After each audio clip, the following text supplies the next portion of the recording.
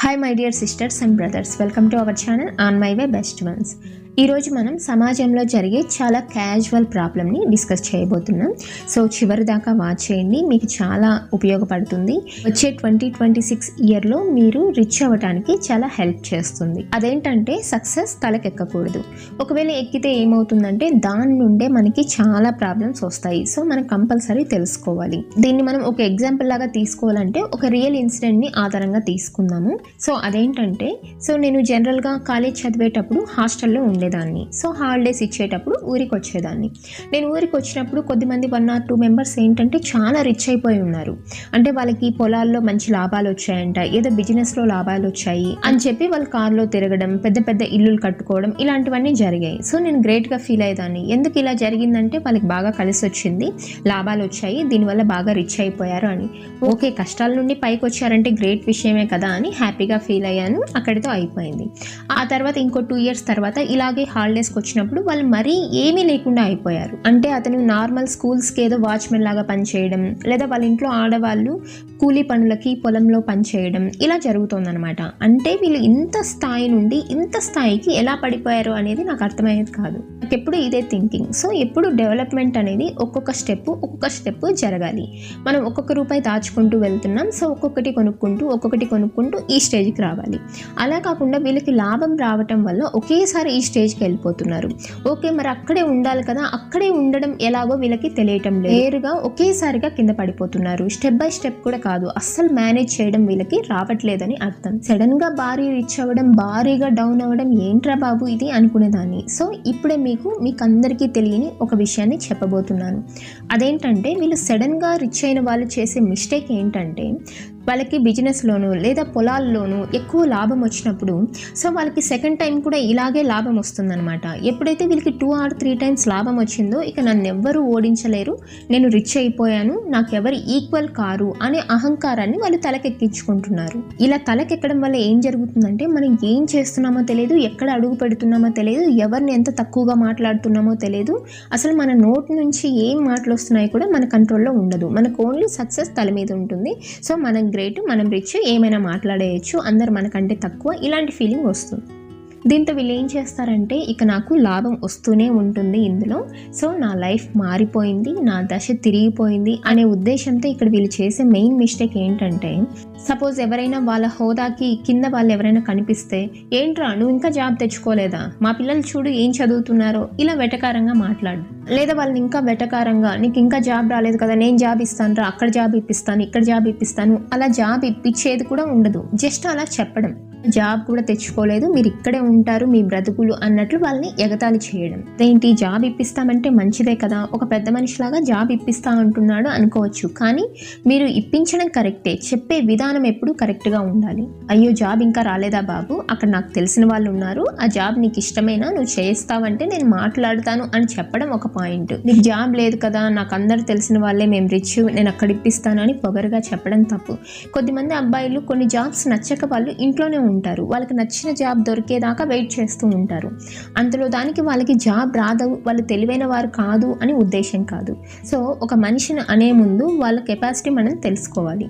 అలా కాకుండా నేను రిచ్ అయ్యాను కాబట్టి ఇంకెవరైనా తక్కువ వేయచ్చు అనే పాయింట్ ఎప్పటికీ కరెక్ట్ కాదు. ఇంకా ఏం చేస్తారంటే ఎలాగో మనకి నెక్స్ట్ ఇయర్ లాభాలు వచ్చేస్తాయి కదా అని లోన్లు తీసుకొని ఏమైనా ఫర్నిచర్ ఎక్కువగా కొనడం, కార్లు కొనడం, ఇల్లు కొనడం, స్థలాలు కొనడం, ఇలాంటివి చేస్తూ ఉంటారు.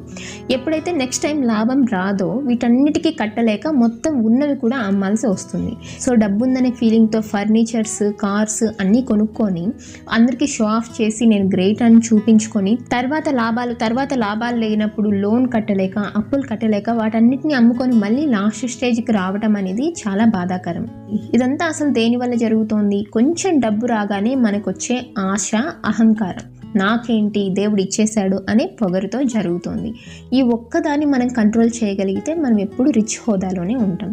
అసలు ఎలా ఉంటారు తెలుసా, ఊర్లో కొంచెం డబ్బు సంపాదించారు అనగానే సైలెంట్గా నడిచేవారు ఇలా రొమ్ము చీల్చుకొని గ్రేట్గా నువ్వేంట్రా నాకు చెప్పేది అన్నట్లు తిరుగుతూ ఉంటారు. సో అది ఫేస్లో కొట్టొచ్చినట్లు వాళ్ళ అహంకారం తెలిసిపోతూ ఉంటుంది. కామెడీ విషయం ఏంటంటే దేవుడి గురించి కంప్లీట్గా వీళ్ళకి తెలియకపోవడం. అసలు దేవుడు ఎందుకు ఇస్తున్నాడు డబ్బులు అనేది ముందు తెలుసుకోవాలి. అసలు దేవుడు ఎందుకు ఇస్తాడంటే నేను డబ్బులు ఇస్తే నీ బిహేవియర్ చేంజ్ అవుతుందా లేదా అని ఒక టెస్ట్ చేస్తాడు.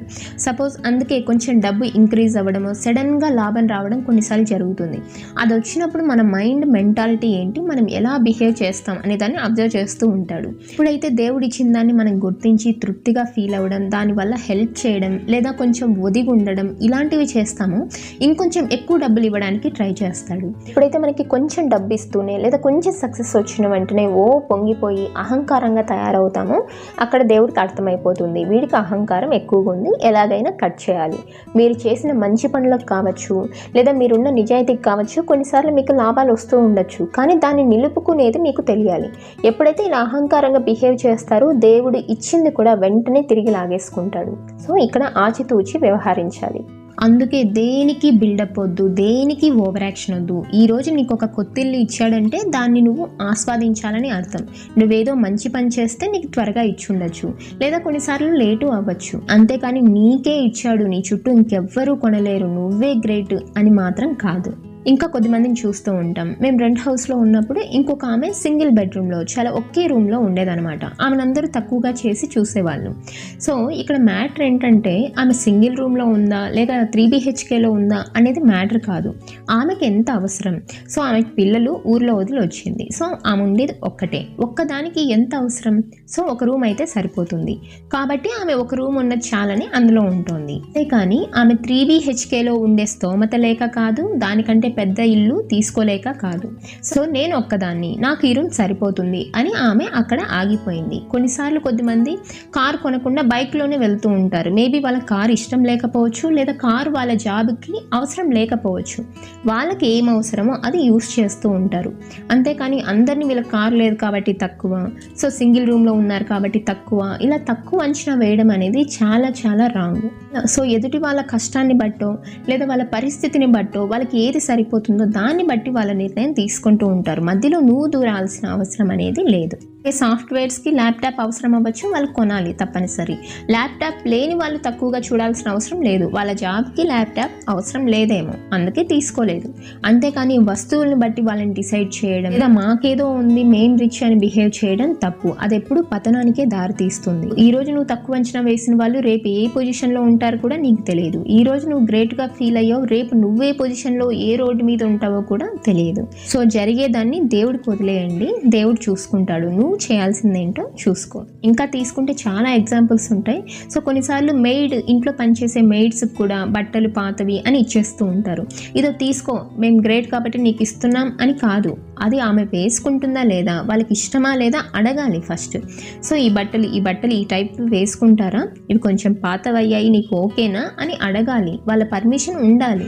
అలా కాకుండా మేము రిచ్ కాబట్టి మేము ఏమి ఇచ్చినా తీసేసుకుంటారు అని కాదు. కొద్దిమంది అన్నీ తీసుకోలేకపోవచ్చు, ఏదో మనం ఇచ్చామని తీసుకోవచ్చు. వాళ్ళకి ఇష్టమైతే ఇవ్వడం చేయండి, అప్పుడు వాళ్ళకి హెల్ప్ఫుల్గా ఉంటుంది, మనకి ఇచ్చిన ఫీలింగ్ అనేది ఉంటుంది. అంతేకాకుండా ఇంకొంతమంది ఇచ్చినవే పాతవి మళ్ళీ మేమేదో హెల్ప్ చేసామని గ్రేట్గా ఫీల్ అవుతూ ఉంటారు. అది హెల్పే కావచ్చు కానీ గొప్పగా ఫీల్ అవ్వాల్సిన అవసరం లేదు. మన పాతవే వాళ్ళకి ఇచ్చాం, దానివల్ల మనకి ఎలాంటి యూజ్ లేదు, వాళ్ళకి ఇంకొకరికి యూజ్ అవుతుంది కాబట్టి ఓకే హెల్పే, దాన్ని గొప్పగా ఫీల్ అవ్వాల్సిన అవసరం అనేది లేదు. ఫైనలీ నేను చెప్పేది ఏంటంటే ఈ 2026లో అడుగు పెట్టబోతున్నారు కదా, ఇప్పటికి ఎన్ని మిస్టేక్స్ అయినా చేయొచ్చు, కానీ వచ్చే ఇయర్లో అయినా మీరు కొన్ని మార్చుకుంటే మాత్రం మీరు ఎప్పుడు పై హోదాలోనే ఉంటారు, మిమ్మల్ని రిచ్ అవ్వడం ఎవ్వరూ ఆపలేరు.